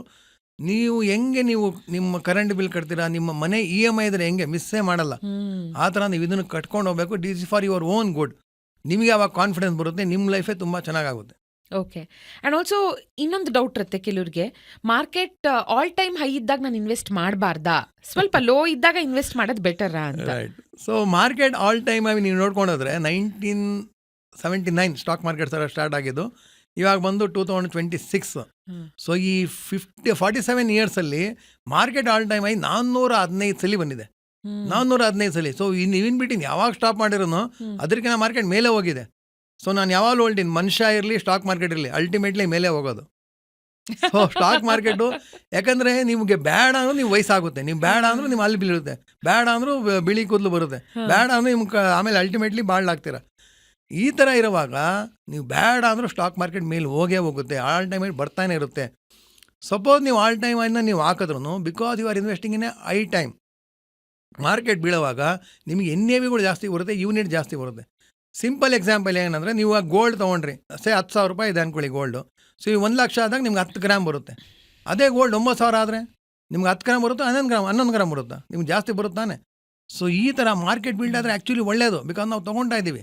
When we are buying the market should fall, because ultimately mean reversion ಆಗುತ್ತೆ, ಅದು ಒಂದು ಲೆವೆಲ್ ಬಂದು ಮೇಲೆ ಹೋಗೇ ಹೋಗುತ್ತೆ. It will happen, it has always happen always across the world. So ವ್ಯಾಪಾರ ಯಾವಾಗಲೂ ಮೇಲೆ ಹೋಗುತ್ತೆ. ಅಲ್ಟಿಮೇಟ್ಲಿ ಜಗತ್ತಲ್ಲಿ ಎಲ್ಲೇ ರಿಚೆಸ್ಟ್ ಪರ್ಸನ್ ನೋಡಿ ಯಾರು ದುಡ್ಡು ಮಾಡಿದ್ದಾರೆ ಅಂದರೆ ವ್ಯಾಪಾರದವರೇ ದುಡ್ಡು ಮಾಡೋದು. 100 ಜನದಲ್ಲಿ ನಾನು 100 ಜನ ಸಾಹುಕಾರ ತೊಗೊಂಡ್ರೆ, ಕರ್ನಾಟಕ ಇರಲಿ, ಇಂಡಿಯಾನಲ್ಲಿ ಎಲ್ಲ ಇರಲಿ, ಅಮೇರಿಕ ಇರಲಿ, ಯಾವುದನ್ನ ವರ್ಷ ತೊಗೊಳ್ಳಿ, it has always been business men. 90 ಜನ ಬಿಸ್ನೆಸ್ ಅವ್ರು ಇರ್ತಾರೆ, 5 ಜನ ಕ್ರಿಕೆಟ್ ಅವರು ಇರ್ತಾರೆ, 5 ಜನ ಫಿಲಿಮ್ ಅವ್ರು ಇರ್ತಾರೆ. ಸೊ ಈ ಫಿಲಿಮ್ ಅವರು ಕ್ರಿಕೆಟ್ ಅವ್ರು ಚೇಂಜ್ ಆಗ್ತಾ ಇರ್ತಾರೆ, ಆದರೆ ವ್ಯಾಪಾರಸ್ಥು ಚೇಂಜ್ ಆಗಲ್ಲ, ನಂಬರ್ಗಳು ಚೇಂಜ್ ಆಗಿ ಈ ಕಡೆ ಆಗುತ್ತೆ. ಸೊ ವ್ಯಾಪಾರ ಮಾಡೋದಕ್ಕೂ ದುಡ್ಡು ಬೇಕು ತಾನೆ. ಸೊ ನಾನು ವ್ಯಾಪಾರ ಮಾಡೋಕ್ಕೆ ದುಡ್ಡು ಇಲ್ಲ ಅಂದರೆ ದ ಬೆಸ್ಟ್ ವೇ ಈಸ್, ಯಾರು ಆಲ್ರೆಡಿ ವ್ಯಾಪಾರ ಮಾಡ್ತಾ ಇದ್ದಾರೆ ಅವ್ರಿಗೆ ನಾನು ದುಡ್ಡು ಕೊಡ್ಬೋದು. ಸೊ ಮ್ಯೂಚುವಲ್ ಫಂಡ್ ಅಂದರೆ ಏನು, ಅವನು ಸ್ಟಾಕ್ ಮಾರ್ಕೆಟಲ್ಲಿ ಆಗ್ತಾನೆ. ಸ್ಟಾಕ್ ಮಾರ್ಕೆಟ್ ಅಂದರೆ ಏನು, ಒಂದು ಕಂಪನಿ ನಡೀತಾ ಇದೆ, ಟಾಟಾ ಆಲ್ರೆಡಿ ನಡೀತಾ ಇದೆ, ಝೂಡಿಯೋ ಆಲ್ರೆಡಿ ನಡೀತಾ ಇದೆ. ಝೂಡಿಯೋ ಕಂಪನಿ ಹೋದ್ರೆ ನಾನು ಆಗ್ಬೋದು. ಹೆಂಗೆ ಮ್ಯೂಚುವಲ್ ಫಂಡ್ ಹಾಕಿದ್ರೆ ನಾನು ಝೂಡಿಯೋದಲ್ಲಿ ಏನು ವ್ಯಾಪಾರ ಬರುತ್ತೆ ಅದು ಪ್ರಾಫಿಟ್ ಎಲ್ಲ ನನಗೆ ಬರುತ್ತೆ. So this is the way you have to invest. So ನೀವು ಸಾಹುಕಾರ ಆಗಬೇಕಾದ್ರೆ ಇನ್ವೆಸ್ಟ್ ಮಾಡಬೇಕು, and you have to invest regularly, and you should not stop in between. So ನನ್ನ ನೆಕ್ಸ್ಟ್ ಕ್ವೆಶ್ಚನ್ಗೂ ಇವಾಗಲೇ ಉತ್ತರ ಸಿಕ್ಬಿಡುತ್ತೆ. ಆ್ಯಕ್ಚುಲಿ ಒಂದು ಮ್ಯೂಚುವಲ್ ಫಂಡ್ ಹ್ಯಾಕ್ ಬೇಕಿತ್ತು ನಮಗೆ. ಓಕೆ, ಯಾಕಂದ್ರೆ ಆಲ್ಮೋಸ್ಟ್ 2800+ ಸ್ಕೀಮ್ಸ್ ಇದೆ ಅಲ್ವಾ. ಸೊ ಇಷ್ಟು ಸ್ಕೀಮ್ಸ್ ಇರೋದ್ರಿಂದ ನಮಗೆ ಯಾವ್ದು ಚೂಸ್ ಮಾಡಬೇಕು ಅನ್ನೋದು ಸ್ವಲ್ಪ ಮೈಟ್ ಬಿ ಕನ್ಫ್ಯೂಸಿಂಗ್, ತುಂಬಾ ಕನ್ಫ್ಯೂಸಿಂಗ್. ಅಂದ್ರೆ ಮಾರ್ಕೆಟ್ ಮೇಲ್ ಹೋದಾಗ ನಂದು ಪ್ರೈಸಸ್ ಮೇಲ್ ಹೋದ್ರೆ stock prices I be happy, but market ಬಿದ್ದಾಗ ನಂದು ಬೀಳ್ಬಾರ್ದು ಅಂತ ಎಕ್ಸ್ಪೆಕ್ಟ್ ಮಾಡ್ತೀನಿ. ಕರೆಕ್ಟ್ ಅಲ್ವಾ? ಸೊ ಅದು ಚಾನ್ಸೇ ಇಲ್ಲ, because always mark up down ಇದ್ದೇ ಇರುತ್ತೆ. ಸೊ ನೀವು ಇಲ್ಲಿಂದ ಬೆಂಗಳೂರಿಗೆ ಹೋದ್ರೆ ಒಂದೇ ಸ್ಪೀಡ್ ಇರಲ್ಲ, ನಿಮ್ಮ ಕಾರು 60 ಕಿಲೋಮೀಟರ್ ಇರಲ್ಲ, ಒಂದೊಂದ್ಸಲಿ 40 ಆಗ್ಬಿಡುತ್ತೆ, ಒಂದೊಂದ್ಸಲಿ 80 ಆಗುತ್ತೆ, ಆವರೇಜ್ 60 ಬರುತ್ತೆ. ಸೊ ಈ ಥರ ಸ್ಟಾಕ್ ಮಾರ್ಕೆಟು ಅಷ್ಟೇ, you can expect average 12-15%. In between ಅದು ಮೈನಸ್ಸು ಆಗ್ಬೋದು, ಒಂದೊಂದ್ಸಲಿ 25% ಬರ್ಬೋದು. You have to always look at the average. But ನೋಡಿ ಸರ್, ಗ್ಲೋಬಲ್ ಡೆಟ್ಸ್ಗಳು ಜಾಸ್ತಿ ಆಗ್ತಾನೆ ಇದೆ, rupee is at an all time low. ಇಂಥ ಟೈಮಲ್ಲಿ 2026 ಹೇಗಿರುತ್ತೆ ಅಕಾರ್ಡಿಂಗ್ ಟು ಯು? ಸೊ ನಾವು ಯಾವಾಗಲೂ 3 ತಿಂಗಳು 6 ತಿಂಗಳು ನೋಡಿದಾಗ it's always an issue. So ನಾವು ನಮ್ಮ ಟ್ರಂಪ್ ಅವ್ರು ಬರೋ ಮುಂಚೆ ಹೆಂಗಿತ್ತು, ಟ್ರಂಪ್ ಅಂದರೆ ನಮ್ಮ ಭಾಳ ಫ್ರೆಂಡು, ಶೋಲೆದು ಹಾಡುಗಳೇ ಆಗ್ತಾ ಇದ್ವಿ, ದೋಸ್ತಿ ಅಮ್ಮನೆ ಚೋಣಂಗೆ, ಅಷ್ಟು ಖುಷಿ ಇತ್ತು. ಟ್ರಂಪ್ ಬಂದುಬಿಟ್ರೆ ನಮ್ಗೆ ಅಷ್ಟು ಚೆನ್ನಾಗಿರ್ತವೆ. ಟ್ರಂಪ್ ಬಂದಮೇಲೆ ಏನೇನೋ ಆಗ್ಬಿಡ್ತು, ಇವಾಗ ಎಲ್ಲ ಅವ್ನು ಟ್ರಂಪ್ ಬೆಳಿಗ್ಗೆ ಏನು ಹೇಳ್ತಾನಪ್ಪ ಅದ್ರ ಮೇಲೆ ಸ್ಟಾಕ್ ಮಾರ್ಕೆಟ್ ಡಿಪೆಂಡ್ ಆಗಿಬಿಟ್ಟಿದೆ. So everything depends to some extent, foreign ಮೇಲೆ, ಇಂಟರ್ನ್ಯಾಷನಲ್ ಮೇಲೆ. ಪ್ಲಸ್ ಇವಾಗ ನಾವು ಇಂಡಿಯಾ ಮತ್ತು EU ಯುರೋಪಿಯನ್ ಯೂನಿಯನ್ನು ಟೈ ಅಪ್ ಮಾಡಿಕೊಂಡು ಇಷ್ಟು ವರ್ಷ ಇರಲಿಲ್ಲ. ಸೊ ಇವಾಗ ನಮಗೆ ಒಂದು ಹೊಸ ಮಾರ್ಕೆಟ್ ಸಿಕ್ತು, US ಅಲ್ಲ, ಯುರೋಪಿಯನ್ ಯೂನಿಯನ್ ಸಿಕ್ತು, ಕೆನಡಾ ಪ್ರಧಾನಮಂತ್ರಿ ಬರ್ತಾ ಇದ್ದಾರೆ, ಅವ್ರ ಹತ್ರ ಒಂದು ಟೈ ಅಪ್ ಬರುತ್ತೆ. ಸೊ ಇಂಡಿಯಾಗೂ ಆ್ಯಕ್ಚುಲಿ ಡೈವರ್ಸಿಫಿಕೇಷನ್ ಆಗ್ತಾ ಇದೆ. ಸೊ ಗ್ಲೋಬಲ್ ಏನು ತೊಂದರೆ ಆದ್ರೂ it will be always temporary. Ultimately ನಮ್ಮ ಇಂಡಿಯಾ ಹೆಂಗಿದೆ, that is what matters. And ಗ್ಲೋಬಲಲ್ಲೂ ಒಂದು ಲೆಕ್ಕ ಬರುತ್ತೆ. ಸೊ ನಾವು ಗ್ಲೋಬಲ್ ಫಂಡ್ ಬಗ್ಗೆ ಮಾತಾಡಿದಾಗ I will tell you about that. Okay. Investment ಬಗ್ಗೆ ಮಾತಾಡ್ತಾ 500,000 ಇನ್ವೆಸ್ಟ್ ಮಾಡಬಹುದು ಅನ್ನೋದ್ರ ಬಗ್ಗೆ ನಾವು ಡಿಸ್ಕಸ್ ಮಾಡಿದ್ವಿ. ಬಟ್ ಒಂದು ಲಮ್ಸಮ್ ಅಮೌಂಟ್ ಬಂತು ಅಂತ ಇಟ್ಕೊಳ್ಳೋಣ, 1 ಲಕ್ಷ, 2 ಲಕ್ಷ, 5 ಲಕ್ಷ ಅಮೌಂಟ್ ಬಂತು. ಇಂಥ lump sum amount one time investment ಅಂತಾನು ಮಾಡಬಹುದಾ ಮ್ಯೂಚುವಲ್ ಫಂಡ್ಸ್ ಅಲ್ಲಿ? ಒನ್ ಟೈಮ್ ಇನ್ವೆಸ್ಟ್ಮೆಂಟ್ ಮಾಡಬಹುದು, ಆದರೆ ಮಾಡದೇ ಇರೋದು ಒಳ್ಳೇದು, ಅನ್ಲೆಸ್ ಯು ನೋ. ಸೊ ಇವಾಗ ನೋಡಿ, ಸಿಕ್ಕಾಪಟ್ಟೆ ಬಿಸಿಲಿದೆ ಅಂದ್ಬಿಟ್ಟು ಇಮಿಡಿಯೇಟ್ಲಿ ನೀವು ತಣ್ಣಗಿರೋ ಸ್ವಿಮ್ಮಿಂಗ್ ಪೂಲ್ ಅಲ್ಲಿ ಬಿದ್ಬಿಟ್ರೆ ಏನಾಗುತ್ತೆ, ಬಾಡಿಗೆ ಶಾಕ್ ಬರುತ್ತಲ್ವಾ. ಸೊ SIP ಇಲ್ಲ ಅಂದ್ರೆ STP ಅಂದ್ಬಿಟ್ಟಿರುತ್ತೆ, ಸಿಸ್ಟಮ್ಯಾಟಿಕ್ ಟ್ರಾನ್ಸ್ಫರ್ ಪ್ಲಾನ್. ಸೊ ನೀವು SIP ಅಂದ್ರೆ ಏನು, ನಿಮ್ಮ ಬ್ಯಾಂಕಿಂದ ದುಡ್ಡು ಕಟ್ಟಾಗುತ್ತೆ, STP ನಲ್ಲಿ ಬೇರೆ ಫಂಡಿಂದ ದುಡ್ಡು ಕಟ್ಟಾಗುತ್ತೆ. ಸೊ ನೀವು ಒಂದು ಡೆಟ್ ಫಂಡಲ್ಲಿ ಇನ್ವೆಸ್ಟ್ ಮಾಡಿ, ಇಲ್ಲ ಆರ್ಬಿಟ್ರಾಜ್ ಫಂಡಲ್ಲಿ ಇನ್ವೆಸ್ಟ್ ಮಾಡಿಬಿಟ್ಟು ಅಲ್ಲಿಂದ ನೀವು ಮಂತ್ಲಿ ಟ್ರಾನ್ಸ್ಫರ್ ಮಾಡ್ಕೊಳ್ಳಿ. So that is systematic transfer plan. So ನಿಮ್ಗೆ ಯಾವಾಗ ಲಂಸಮ್ ಬರುತ್ತೆ, this is the best way to invest, systematic transfer plan. Okay, but ಇದೇ ಥರದ ಮತ್ತೊಂದು ಬಸ್ ವರ್ಡ್ ಇತ್ತೀಚೆಗೆ ನಾವು ಕೇಳ್ತಿರೋದು SIF. ಏನಿದು SIF ಅಂತ? ಸೊ SIP, ಹಾ, STP ಮತ್ತೆ SWP ಅಂತ ಬರುತ್ತೆ. ಹಾ, so systematic withdrawal plan. Withdrawal ಇದು plan, ಹಾ. ಬಿಟ್ಟು SIF ಇದೆ. ಹಾ, this is complete different product. Okay. So ಈಗ ಇಲ್ಲಿ ಮ್ಯೂಚುವಲ್ ಫಂಡ್ ಇದೆ. ಮ್ಯೂಚುವಲ್ ಫಂಡ್ಗಿನ ಸ್ವಲ್ಪ ಜಾಸ್ತಿ ಅಂದರೆ PMSಗಿನ ಜಾಸ್ತಿ ಅಂದರೆ AIF. ಹ್ಮ್, PMSಗೆ 50 ಲಕ್ಷ, AIFಗೆ 1 ಕೋಟಿ. ಹ್ಮ್, ಈ PMS ಅದು 50 ಲಕ್ಷ, ಮ್ಯೂಚುವಲ್ ಫಂಡ್ 1,000 ರೂಪಾಯಿ ಮಾಡ್ಬೋದು. ಇನ್ ಬಿಟ್ವೀನ್ ಯಾವುದೂ ಇರಲಿಲ್ಲ. ಇದೇ ಬಂದು SIF, hmm. Specialised investment fund. So AIF ಇದೆಯಲ್ಲ, AIF ಅಲ್ಲಿ ನಾರ್ಮಲಿ ರಿಟರ್ನ್ ಜಾಸ್ತಿ ಇರುತ್ತೆ. ಯಾಕಂದರೆ they can invest in hedge fund ಅದನ್ನೆಲ್ಲ ಮಾಡ್ಬೋದು. ಸೊ ಸುಮಾರು ಜನ ಕೇಳ್ತಾರೆ, ಏನಪ್ಪ AIF ಅಲ್ಲಿ 1 ಕೋಟಿ ಇದೆ ಮಿನಿಮಮ್ಮು, ಬರೀ ಸಾಹುಕಾರ ಆಗ್ತಾರೆ, ನಮಗೆಲ್ಲ ಇಲ್ಲ ಅಂದ್ಬಿಟ್ಟು ಹೇಳಿದ್ದಕ್ಕೆ ಸೊ ಗೌರ್ಮೆಂಟ್ ಅವರು ಹೊಸ ತಂದಿದ್ದಾರೆ, ದಟ್ ಈಸ್ SIF. ಹ್ಮ್, ಅದು ಡಿಸೈನ್ ಹೆಂಗಾಗಿದೆ ಅಂದರೆ, it is design to more or less protect your capital and make sure you get FD plus returns. So ಒಬ್ಬರು ಯಾರು ನನಗೆ ಕ್ಯಾಪಿಟಲ್ ಅಷ್ಟೊಂದು ನನಗೆ ರಿಸ್ಕ್ ಇಲ್ಲ, ಹ್ಮ್, ನನಗೆ ತೊಂದರೆ ಇರಬಾರ್ದು, ನನಗೆ ರಿಟರ್ನು ಸೇಫಾಗಿ ಸ್ಟೇಬಲ್ ಆಗಿ ಬರಬೇಕಂದ್ರೆ SIF ಅಲ್ಲಿ ವೆರೈಟಿ ಇದೆ. You can definitely look into specialised investment fund SIF. But minimum investment 10 lakh, ಅದೊಂದು ಜ್ಞಾಪಕ ಇಟ್ಕೊಳ್ಳಿ. ಓಕೆ. ಅದನ್ನೇ ಕೇಳಕ್ ಬಂದೆ. ಇವಾಗ ಏನಾಗ್ತಿದೆ, FD ರೇಟ್ಸ್ಗಳು ಬೀಳ್ತಾ ಇದೆ. ಸೊ ಇದಕ್ಕೆ ಆಲ್ಟರ್ನೇಟಿವ್ ಯಾವ್ದಾದ್ರು ಇದೆಯಾ? ಒಂದು ಲಮ್ಸಮ್ ಅಮೌಂಟ್ ನ ಇಡೋದಕ್ಕೆ with Yes. Guaranteed good returns ಅಂದ್ರೆ can it be so SIF? Guarantee ಎಲ್ಲೂ ಇಲ್ಲ. ಹಾ. ನೀವು ರೂಪಿ ನೋಟ್ ತೆಗೆದ್ರೂ ಗ್ಯಾರಂಟಿ ಅಂದ್ಬಿಟ್ಟಿಲ್ಲ, ಪ್ರಾಮಿಸ್ ಅಂದ್ಬಿಟ್ಟಿದೆ. ಸೊ ಪ್ರಾಮಿಸ್ಗೂ ಗ್ಯಾರಂಟಿ ಡಿಫ್ರೆನ್ಸ್ ಇದೆ, ನೀವು ಡಿಕ್ಷನರಿನಲ್ಲಿ ನೋಡಿ. ಸೊ RBI ಕೂಡ ಗ್ಯಾರಂಟಿ ಕೊಡಲ್ಲ, ಪ್ರಾಮಿಸ್ ಮಾಡುತ್ತೆ. ಸೊ ಗ್ಯಾರಂಟಿ ಅನ್ನೋ ಪದ ಎಲ್ಲೂ ಯೂಸ್ ಮಾಡಂಗಿಲ್ಲ. ಪ್ರಾಮಿಸ್ ಕ್ಯಾನ್ ಬಿ ಬ್ರೋಕನ್ ಅಂತ. Yes, promise. ಓಕೆ. ಹಾ. ಸೊ SIF ಏನು ಹಾ. ಮಾಡೋದಂದ್ರೆ, ಹಾ. ಅದು ಮೇನ್ಲಿ ನಿಮಗೆ ಪ್ರೊಟೆಕ್ಷನ್ ಕೊಡೋದಕ್ಕೆ ಇರೋದು. ಹ್ಮ್. ಸೊ ಜಸ್ಟ್ ಸದ್ಯಕ್ಕೆ ಒಂದು 8 ಕಂಪನಿಗಳು ಮಾತ್ರ ಬಂದಿದೆ SIF ಅಲ್ಲಿ. ಮುಂದೆ ಬರ್ತಾ ಬರ್ತಾ ಸುಮಾರು ಬರುತ್ತೆ. ಅವರೆಲ್ಲ ಹೆಂಗೆ ಮಾಡ್ತಾ ಇದ್ದಾರೆ ಅಂದರೆ, ನೀವು 1 ಲಕ್ಷ ಹಾಕಿದ್ರೆ ನಿಮಗೆ ಅಟ್ಲೀಸ್ಟ್ FDಕೆನ ರಿಟರ್ನ್ ನೀವು ಕೊಡಲೇಬೇಕು, ಆ ಥರ ಪ್ಲ್ಯಾನ್ ಮಾಡಿ ಕೊಡ್ತಾ ಇದ್ದಾರೆ. ಓಕೆ. ಆ್ಯಂಡ್ ವಿಚ್ ಮೀನ್ಸ್ ನನಗೆ FDಕಿನ ಸ್ವಲ್ಪ ಜಾಸ್ತಿ ಬೇಕಂದರೆ SIF does make sense. So ನಿಮ್ಮ ಫೈನಾನ್ಷಿಯಲ್ ಅಡ್ವೈಸರ್ ಕೇಳಿ ರಿಸ್ಕ್ ಪ್ರೊಫೈಲ್, ಅಸೆಟ್ ಅಲೋಕೇಶನ್ ನೋಡಿಕೊಂಡು you should consider SIF. It definitely make sense. Okay, okay. So ಅದೇ ಇದರಲ್ಲಿ 10 ಲಕ್ಷ ಮಿನಿಮಮ್ ಇನ್ವೆಸ್ಟ್ ಮಾಡಬೇಕು Yes, ಅನ್ನೋದು yes. ಒಂದನ್ನ ಮೈಂಡಲ್ಲಿ ಇಟ್ಕೊಂಡು yes, I think it's a fantastic better alternative. Yes, yes, ಒಂದು ಕಡೆ. ಮತ್ತೊಂದು ಕಡೆ ಫಂಡ್ಸ್ಗಳಲ್ಲಿ ಇನ್ವೆಸ್ಟ್ ಮಾಡ್ತಾ ಒಂದಷ್ಟು ವರ್ಷಗಳಾದ್ಮೇಲೆ ಸರ್ ನೆಕ್ಸ್ಟ್ ಲೆವೆಲ್ಗೆ ನಾವು ಇನ್ನೇನು ಮಾಡಬಹುದು ಅನ್ನೋ ಥಾಟ್ ಬರುತ್ತೆ. Okay. ಇತ್ತೀಚಿನ ದಿನದಲ್ಲಿ ಸುಮಾರು ಸಜೆಷನ್ಸ್ ಕೇಳಿ ಬರ್ತಾ ಇರೋದೇನೆಂದ್ರೆ, funds that have global exposure, Yeah. ಅದರಲ್ಲಿ ಇನ್ವೆಸ್ಟ್ ಮಾಡೋದು ಇಸ್ ಆಲ್ವೇಸ್ ಬೆಟರ್ ಅಂತ. ಫಾರ್ ಎಕ್ಸಾಂಪಲ್, ಒಂದು ಟಾಪ್ 100 ಗ್ಲೋಬಲ್ ಕಂಪನೀಸ್ನ ನಾವು ಮೈಂಡಲ್ಲಿ ಇಟ್ಕೊಂಡು ಅದರಲ್ಲಿ ಇನ್ವೆಸ್ಟ್ ಮಾಡೋದಕ್ಕೆ ಸ್ಟಾರ್ಟ್ ಮಾಡಿದ್ರೆ ಒಳ್ಳೆ ಎಕ್ಸ್ಪೋಜರ್ ಬರುತ್ತೆ. ಸ್ವಲ್ಪನಾದ್ರೂ ಇದರಲ್ಲಿ ಇನ್ವೆಸ್ಟ್ ಮಾಡಬೇಕು ಅಂತ ನಿಮ್ಮ ಥಾಟ್ಸ್ on that? ಸೊ ಸುಮಾರು ಜನ ಹೇಳ್ತಾರೆ, ನಾನು ಇಂಡಿಯನ್ನು, ನಾನು ಭಾಳ ಪೇಟ್ರಿಯಾಟಿಕ್ಕು, ನಾನು ಇಂಡಿಯಾ ಬಿಟ್ಟು ಬೇರೆ ಕಡೆ ಹೋಗಲ್ಲ ಅಂದ್ಬಿಟ್ಟು. ಹಾ, ಎಸ್, ನಾನು ಭಾಳ ಪೇಟ್ರಿಯಾಟಿಕ್ಕು, ನಾನು ಹಂಗೆ ಹೇಳ್ತೀನಿ.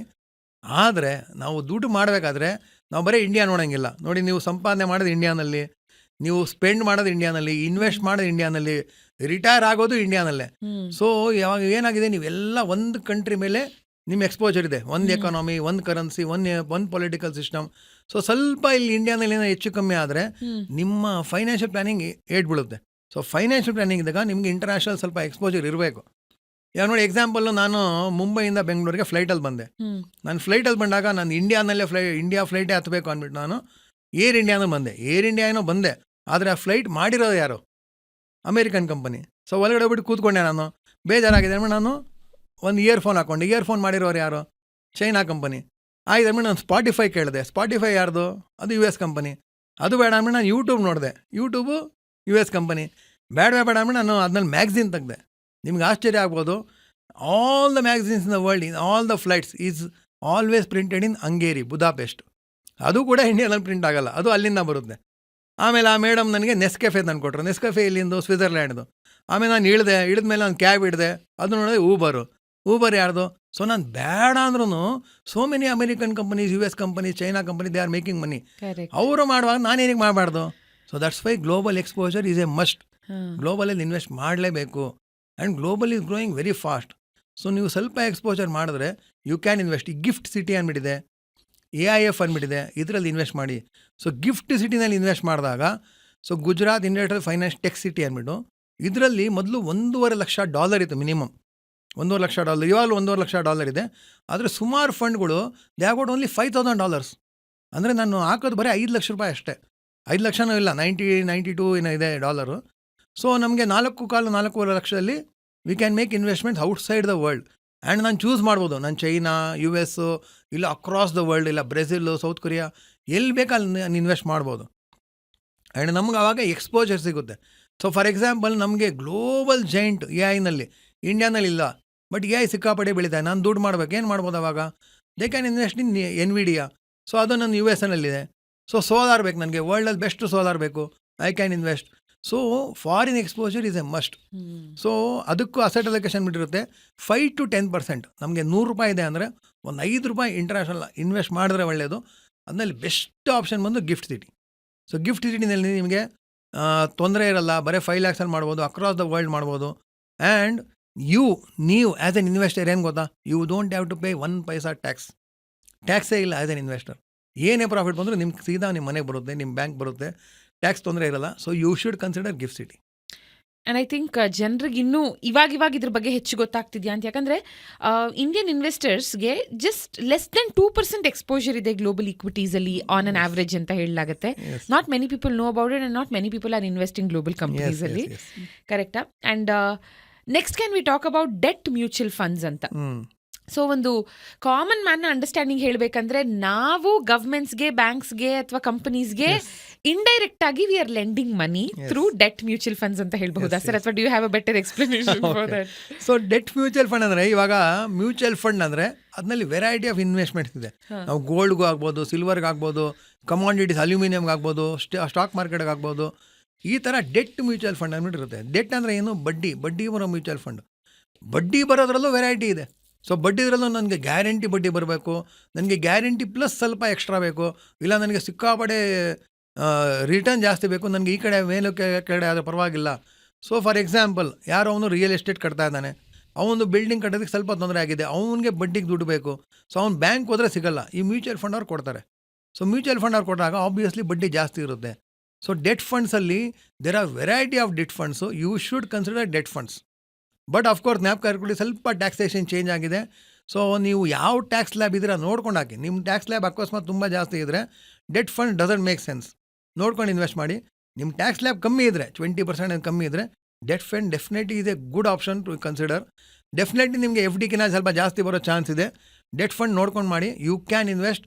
ಆ್ಯಂಡ್ ಹೇಳ್ದಂಗೆ ಅದನ್ನಲ್ಲೂ ವೆರೈಟಿ ಇದೆ. ನನಗೆ ಮಿನಿಮಮ್ ಇಷ್ಟು ಬರಲೇಬೇಕು ಆ ಥರ ಇಂದ ಸುಮಾರು ಕಡೆ ಇದೆ. ಆ್ಯಂಡ್ ಇನ್ವೆಸ್ಟ್ಮೆಂಟ್ ಒಂದು ಎಕ್ಸಾಂಪಲ್ ಹೇಳ್ತೀವಿ. ಸುಮಾರು ಜನ ಇನ್ಶೂರೆನ್ಸಲ್ಲಿ ಏನಕ್ಕೆ ಹಾಕೋದು? ನನಗೆ 2026 2022 ಬರ್ತಾಯಿತ್ತು ನನಗೆ ಬಡ್ಡಿ 6%, 2026 5% ಆಗಿಬಿಟ್ಟಿದೆ. ಅವಾಗ ಬರ್ತಾ ಈ ಥರ ಬಡ್ಡಿಗಳು ಕಮ್ಮಿ ಆದಾಗ ನನಗೆ 6% ಬೇಕು. ನನಗೆ ಅವಾಗೇನು ಮಾಡೋದು? You can lock in. ನನಗೆ 2035 ಆದರೂ ಅಷ್ಟೇ ಬಡ್ಡಿ ಬರಬೇಕು, 2040 ಆದರೂ ಅಷ್ಟೇ ಬಡ್ಡಿ ಬರಬೇಕು. ಇದು ನಮ್ಮ ಇನ್ಶೂರೆನ್ಸಲ್ಲಿದೆ. ಮ್ಯೂಚುವಲ್ ಫಂಡಲ್ಲಿದೆಯಾ? ಡೆಟ್ ಫಂಡಲ್ಲಿ there are some options which you can and you should consider. So ಆವಾಗ ನಿಮಗೆ ಖರ್ಚುಗಳು ಕಮ್ಮಿ ಜಾಸ್ತಿ ಆದ್ರೂ, ಇನ್ಫ್ಲೇಷನ್ ಇವಾಗ 6.5-7% ಅಂದರೆ ಅಷ್ಟೇ ರಿಟರ್ನ್ 2035 ಬರುತ್ತೆ, 40 ಬರುತ್ತೆ. This you should consider. So debt funds make sense. ಆದರೆ ಇನ್ವೆಸ್ಟರ್ಸ್ ಪ್ಯಾನಿಕ್ ಆಗಬೇಕಾ RBI ಇಂಟ್ರೆಸ್ಟ್ ರೇಟ್ ಚೇಂಜ್ ಆದಾಗ? ಯಾಕೆ ಅಂದರೆ ಪ್ರತಿ 1% ರೇಟ್ ಚೇಂಜ್ ಲಾಂಗ್ ರನ್ನಲ್ಲಿ, ಅಂದರೆ ಲಾಂಗ್ ಡ್ಯೂರೇಷನ್ ಡೆಟ್ ಫಂಡ್ಸ್ನ it can effect by 3 to 7%. Yes. So debt ಫಂಡಲ್ಲಿ ನಾನು ಹೇಳ್ದಂಗೆ ಅದರಲ್ಲಿ ಶಾರ್ಟ್ ಟರ್ಮ್ ಫಂಡ್ ಇರುತ್ತೆ, ಮೀಡಿಯಂ ಫಂಡ್ ಇರುತ್ತೆ, ಲಾಂಗ್ ಟರ್ಮ್ ಫಂಡ್ ಇರುತ್ತೆ. ಸೊ ಲಾಂಗ್ ಟರ್ಮ್ ಫಂಡ್ಗೆ ಈ ಚೇಂಜಸ್ ಏನಿದೆ RBI ಚೇಂಜ್ ಆದಾಗ ಶಾರ್ಟ್ ಟರ್ಮಲ್ಲಿ ಚೇಂಜ್ ಆಗುತ್ತೆ. ಸೊ ಅವರು 7% ಇಡೋಣ ಅಂದರೆ ನಿಮಗೆ 7% ಬಂದೇ ಬರುತ್ತೆ. ಬಟ್ ನೀವು ಅದು 8 ವರ್ಷ ಅವ್ರು ಹೇಳಿರ್ತಾರೆ 8 years. ಸೊ 8 years ಇಟ್ಕೊಂಡ್ರೆ 7% ಬರುತ್ತೆ. ಇನ್ ಬಿಟ್ವೀನ್ ಅದು ನಿಮಗೆ 6% ಬರ್ಬೋದು, 10% ಬರ್ಬೋದು. So whatever indication is given you will get. ಮತ್ತು RBI ಇಂಟ್ರೆಸ್ಟ್ ರೇಟ್ ಕಟ್ಟಾದರೆ ನಮಗೇನು ಭಯ ಬೀಳೋದೇನು ಬೇಕಾಗಿಲ್ಲ. ಸೊ ಸಪೋಸ್ ನೀವು ಲೋನ್ ತೊಗೊಂಡಿದ್ದೀರಾ, RBI ಇಂಟ್ರೆಸ್ಟ್ ರೇಟ್ ಕಟ್ಟಾದರೆ ಒಳ್ಳೇದಲ್ವಾ? ನಿಮ್ಮ EMI ಕಮ್ಮಿ ಆಗುತ್ತೆ. ಸೊ ಸಪೋಸ್ RBI ಜಾಸ್ತಿ ಮಾಡಿದ್ರು, ಜಾಸ್ತಿ ಆದರೆ ಒಳ್ಳೇದಲ್ಲ, ನಿಮ್ಮ FD ರೇಟ್ ಜಾಸ್ತಿ ಬರುತ್ತೆ. ಸೊ ನೀವು ನೋಡಬೇಕಾದ್ರೆ ಯಾವಾಗಲೂ ರಾಂಗಲ್ಲಿ ನೋಡ್ಬೋದು, ನೋಡಬೇಕಾದ್ರೆ ಯಾವಾಗಲೂ ರೈಟಲ್ಲೂ ನೋಡ್ಬೋದು. ಸೊ RBI ಇಂಟ್ರೆಸ್ಟ್ ರೇಟ್ ಅವರು ಏನು ಮಾಡ್ತಾರೆ ಅಂದರೆ, ಅವರು ಎಕಾನಮಿನ ಮ್ಯಾನೇಜ್ ಮಾಡೋದಕ್ಕೋಸ್ಕರ ಮಾಡ್ತಾರೆ.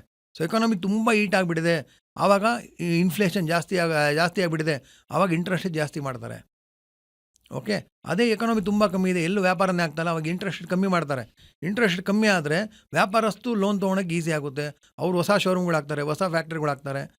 ಸೊ RBI ಕೆಲಸ ಅದು ಎಕಾನಮಿ ಮ್ಯಾನೇಜ್ ಮಾಡೋದು. ನೀವು RBIದು ಡೆಟ್ ಫಂಡ್ ಎಲ್ಲ ಮ್ಯಾನೇಜ್ ಮಾಡೋಕೆ ಹೋಗಬೇಡಿ, ನೀವು ನಿಮ್ಮ ಎಮೋಷನ್ನ ಮ್ಯಾನೇಜ್ ಮಾಡ್ಕೊಳ್ಳಿ. ಸೊ ನಿಮ್ಮ ಎಮೋಷನ್ ಏನು? ನಿಮಗೆ 3 years ಆದಮೇಲೆ ದುಡ್ಡು ಬೇಕು, 3 years ಆದಮೇಲೆ ನೋಡಿ. Why do you want to see in between? Every day ನೋಡೋಕೆ ಹೋದರೆ ನಿಮ್ಮ ಎಮೋಷನ್ ವ್ಯವಹಾರ ಆಗುತ್ತೆ, BP ಜಾಸ್ತಿ ಆಗುತ್ತೆ.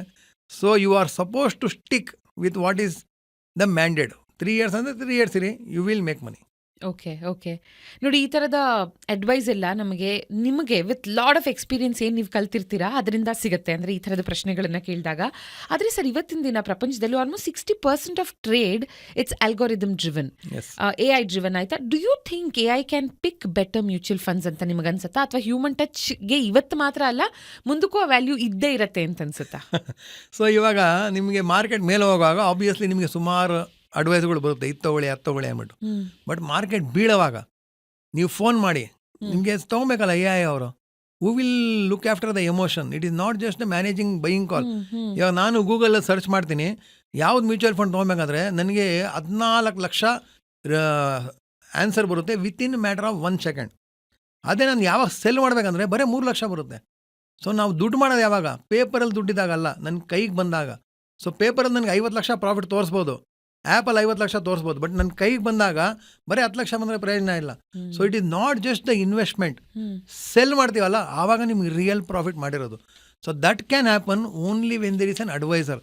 ಅವ್ರು ಗೈಡ್ ಮಾಡ್ತಾರಲ್ಲ, ಅದು only then that can happen. AI ಇದೆಯಲ್ಲ, ಸೊ ಆ್ಯಪ್ಸ್ ಅದೆಲ್ಲ ಬೈ ಮಾಡೋದಕ್ಕೆ ನಿಮ್ಗೆ ಪ್ರೋತ್ಸಾಹ ಮಾಡುತ್ತೆ.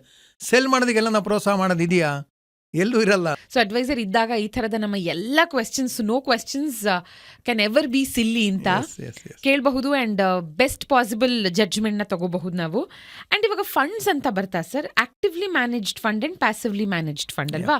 ಆಕ್ಟಿವ್ಲಿ ಮ್ಯಾನೇಜ್ಡ್ ಫಂಡ್ ಅಂದರೆ ಫಂಡ್ ಮ್ಯಾನೇಜರ್ಗೆ ಡಿಸಿಷನ್ ತಗೊಳ್ಳುವಂಥ ಕೆಪಾಸಿಟಿ ಇರುತ್ತೆ. ಪ್ಯಾಸಿವ್ಲಿ ಮ್ಯಾನೇಜ್ಡ್ ಫಂಡ್ ಅಂತ ಬಂದಾಗ ನಮ್ಮ ಯಾವುದೇ ಅಸೆಟ್ ಇರಲಿ ಫಂಡ್ ಮ್ಯಾನೇಜರ್ ಡಿಸೈಡ್ ಮಾಡೋದಕ್ಕಾಗಲ್ಲ ಅದನ್ನು. ನಿಮ್ಮ ಪ್ರಕಾರ ವಿಚ್ ಇಸ್ ಬೆಟರ್? ಸೊ ನೀವು ಶುರು ಮಾಡಿದಾಗ ಪ್ಯಾಸಿವ್ ಫಂಡ್ ಶುರು ಮಾಡಿ till you get an idea. ಆಮೇಲೆ ಆಕ್ಟಿವ್ ಫಂಡ್ ಮಾಡೋದು ಒಳ್ಳೇದು, ಬಿಕಾಸ್ ಇಂಡಿಯಾ ಇದೆ growing economy. Active funds will make more money. For example 2007 Satyam computers ಅಂದ್ಬಿಟ್ಟಿತ್ತು, ಅದು 3,500 ಶೇರ್ ರೇಟ್ ಇದ್ದಿದ್ದು ವಿತಿನ್ 15 days 10 ರೂಪಾಯಿ ಬಂದ್ಬಿಡ್ತು. 3,500 ರೂಪಾಯಿಂದ 10 ರೂಪಾಯಿ, ಎಷ್ಟು ಲಾಸ್ ಆಯಿತು. ಆವಾಗ ಈ ಸುಮಾರು ಮ್ಯೂಚುವಲ್ ಫಂಡ್ಗಳ ಹತ್ರ ಇರಲಿಲ್ಲ ಶೇರ್, ಅದು ಬಿಕಾಸ್ ಅವ್ರಿಗೆ ಅವಾಗಲೇ ಒಂದು ಡೌಟ್ ಇತ್ತು ಈ ಕಂಪನಿ ಸರಿಯಾಗಿಲ್ಲ ಅಂದ್ಬಿಟ್ಟು. ಆದರೆ ಎಷ್ಟು ಶೇರ್ ಹೋಲ್ಡರ್ಗಳ ಹತ್ರ ಇತ್ತು. ಇದೇ ಥರ ಕೋವಿಡ್ ಟೈಮಲ್ಲಿ ಅದಾನಿ ಬಗ್ಗೆ ಏನೋ ಒಂದು ನ್ಯೂಸ್ ಬಂತು. ಸೊ ಅದಾನಿ ನ್ಯೂಸ್ ಬಂದಾಗ ಮತ್ತೆ ಜನರ ಹತ್ರ ಸುಮಾರಿತ್ತು, ಸೊ ಮ್ಯೂಚುವಲ್ ಫಂಡಲ್ಲಿ ಇಲ್ಲ. ಫಾರ್ ಎಕ್ಸಾಂಪಲ್ ಹೇಳಿದ್ದೀನಿ passive fund. So passive fund ಅವ್ರು ಚೇಂಜ್ ಮಾಡೋದು ಎವ್ರಿ 3 months, ಎವ್ರಿ 6 months, ಇಲ್ಲ ಮಂತ್ಲಿ ಚೇಂಜ್ ಮಾಡ್ತಾರೆ. ಸೊ ಅದಾನಿದು ನ್ಯೂಸ್ ಬಂದಿದ್ದು January 21ಗೆ, ಬಟ್ ಅವ್ರು ಚೇಂಜ್ ಮಾಡಿದ್ದು ಫೆಬ್ರವರಿಗೆ. 10 ದಿನ ಲಾಸ್ ಆಯ್ತಲ್ವಾ, 10 ದಿನ ಶೇರ್ ಬಿಲ್ಡ್ ಆಗಿದೆ. But the fund manager cannot cell, ಯಾಕಂದರೆ ಅದು ಅವ್ರು ಚೇಂಜ್ ಮಾಡೋದೇ 1ನೇ ತಾರೀಕು. ಅದೇ active mutual fund they could change immediately. So ಅವ್ರ ಲಾಸು ಕಮ್ಮಿ ಆಯಿತು. So active funds make sense after you know some about mutual fund. So active funds ಇಂಡಿಯಾನಲ್ಲಿ ಎಸ್ಪೆಷಲಿ ಗ್ರೋಯಿಂಗ್ ಕಂಟ್ರಿನಲ್ಲಿ, ವೇರ್ ಎವರ್ ದ ವರ್ಲ್ಡ್ ನಾವೇನು ನೋಡಿದ್ದೀವಿ ಅಂದರೆ, ಒಂದು economy is growing, when country is growing, active funds give more return than passive funds. So active ಫಂಡ್ಸ್ನ ನೀವು ಯಾವ passive fund ಎಲ್ಲಿ ಇನ್ವೆಸ್ಟ್ ಮಾಡಬೇಕಂದ್ರೆ ಔಟ್ಸೈಡ್ ಇಂಡಿಯಾ, ನನಗಲ್ಲಿ ಗೊತ್ತೇ ಇಲ್ಲ ಯಾವ ಶೇರು, ಯಾವ ಕಂಪನಿ, ಯಾವ ತೊಗೊಬೇಕು, ಯಾವ ಮಾರಬೇಕು ಗೊತ್ತಿಲ್ಲ, ದೆನ್ ನೀವು go for passive fund. But ಇಂಡಿಯಾಲಿಂದಾಗ active funds makes more sense, more return than passive funds. Okay, okay. And ಇವಾಗ ಮೋಸ್ಟ್ ಇಂಪಾರ್ಟೆಂಟ್ ಕ್ವೆಶ್ಚನ್, ನಾವು ಎಲ್ಲರೂ ಇದು ಅಡ್ರೆಸ್ ಮಾಡಲಿ ಅಂತ ಕಾಯ್ತಾ ಇರೋವಂಥದ್ದು. ಆ್ಯಂಡ್ ತುಂಬ ಡಿಸ್ಕಷನ್ಸ್ ನಡೀತಾನೆ ಇದೆ ಆಫ್ ಲೇಟ್ ಇದ್ರ ಬಗ್ಗೆ. Gold, silver and copper. ಕೆಲ ತಿಂಗಳುಗಳ ಮುಂಚೆವರೆಗೂ ಗೋಲ್ಡ್ ಸಿಲ್ವರ್ ಬಗ್ಗೆನೂ ಡಿಸ್ಕಸ್ ಮಾಡ್ತಾ ಇದ್ವಿ. ಬಟ್ ಇವಾಗ ಹೊಸದಾಗಿ ಅಡಿಷನ್ ಇಸ್ ಕಾಪರ್. ಒಂದು, do you think silver can be the next gold ಅಂತ? ಎರಡನೇದು, ಡು ಯು ಥಿಂಕ್ ಕಾಪರ್ ಕೂಡ ಸಡನ್ ಆಗಿ ಇವಾಗ ಹೇಗೆ ಸಿಲ್ವರ್ ಅನ್ಎಕ್ಸ್ಪೆಕ್ಟೆಡ್ ಆಗಿ ಈ ಲೆವೆಲ್ಗೆ ಬೂಮ್ ಆಯಿತು ಪ್ರೈಸಸ್, ಅದೇ ಥರ ನೆಕ್ಸ್ಟ್ ಕಾಪರ್ ಈ ಪೊಸಿಷನ್ನ ಫಿಲ್ ಮಾಡುತ್ತೆ ಅನ್ಸುತ್ತಾ? ಸೊ ಇದನ್ನು ಸ್ವಲ್ಪ ದೊಡ್ಡ ಆನ್ಸರ್ ಹೇಳ್ತೀನಿ, because it is very important. And ಇದಕ್ಕೆ ನಾನು ಸ್ಟೋರಿ ಹೇಳ್ತೀನಿ. ಸ್ಟೋರಿ ಅಲ್ಲ, ದಿಸ್ ಇಸ್ ಎ ಫ್ಯಾಕ್ಟ್.